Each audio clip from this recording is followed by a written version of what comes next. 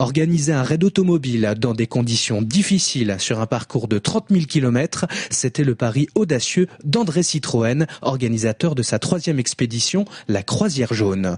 D'avril 31 à février 32, de Beyrouth à Pékin, les autochenilles ouvraient la voie de la route de la soie à la circulation automobile. C'était à l'époque, en 1931, c'était une véritable aventure.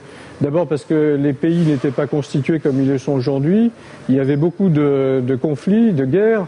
Entre petits pays, entre villages. Hanoï, Saigon, Bangkok, Calcutta, Bagdad et Damas faisaient partie de l'itinéraire et ce ne sont pas moins de 14 autochenilles à bord desquelles se trouvaient géologues, ethnologues, peintres et cinéastes. Ils cherchaient à démontrer que l'automobile pouvait être un lien entre les peuples et pouvait servir les peuples en amenant des médicaments, en amenant de la nourriture, du courrier, etc. Une aventure humaine qui était le moyen aussi de témoigner de la réussite des hommes à rapprocher les frontières géographiques, culturelles et politiques, mais aussi un vrai challenge pour la marque automobile qui voulait montrer que leurs autochenilles étaient le symbole d'une marque toujours en avance sur son temps. Ces chenilles permettaient, puisque c'était un brevet qui avait été acheté par Citroën, permettaient à André Citroën de mettre en avant la qualité de ses voitures, les performances, la fiabilité et l'endurance de ses voitures. Ça reste des voitures tout à fait normales. Le moteur était un moteur normal.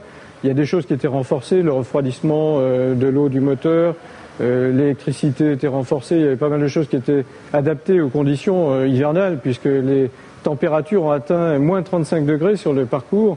Et dans les déserts, c'est évidemment plus 50, donc il fallait adapter les voitures à ces climats. L'autochenille exposée à la concession Citroën de La Roche-sur-Yon est un modèle rarissime et c'est en exclusivité pour notre chaîne que Citroën a bien voulu la faire rouler devant nos caméras.